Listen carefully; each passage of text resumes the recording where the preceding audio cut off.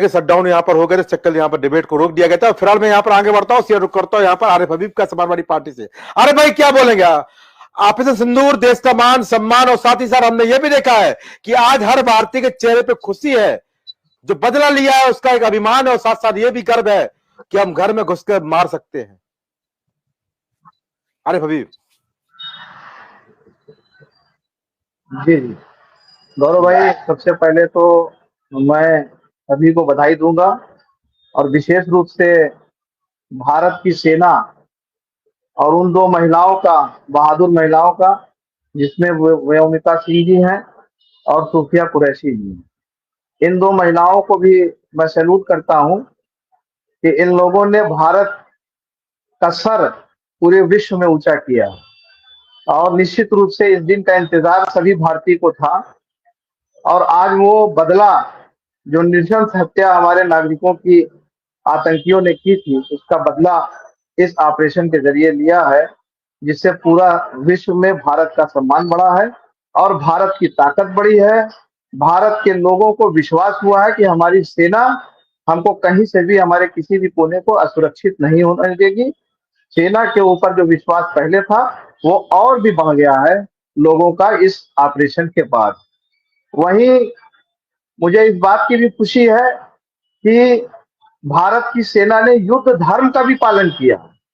जिस तरह से उन्होंने मानवता की नृशंस हत्या की है, हमारी सेना ने वहां के नागरिकों को निशाना नहीं बनाया, बल्कि वहां के आतंकियों को और उनके ठिकानों को निशाना बनाया है, जो धर्म युद्ध का भी पालन किया है। इसलिए मैं विशेष रूप से सेना के लोगों का और भारत सरकार का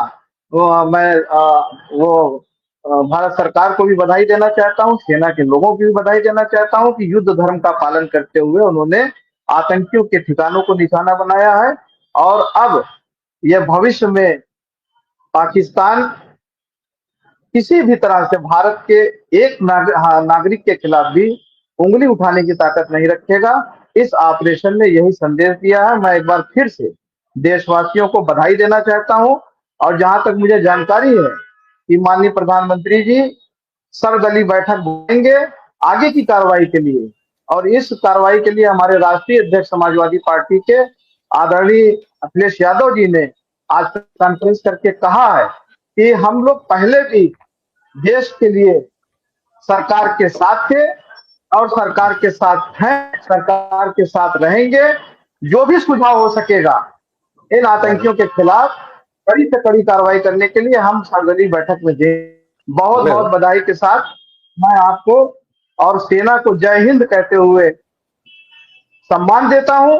वहीं उन नागरिक जिनके माथे का सिंदूर पोंछने का काम किया है, आज उनको भी इंसाफ है, इसलिए उनके इन साथ में खड़ा हूं कि उनको आज सेना ने इंसाफ दिलाने का काम किया।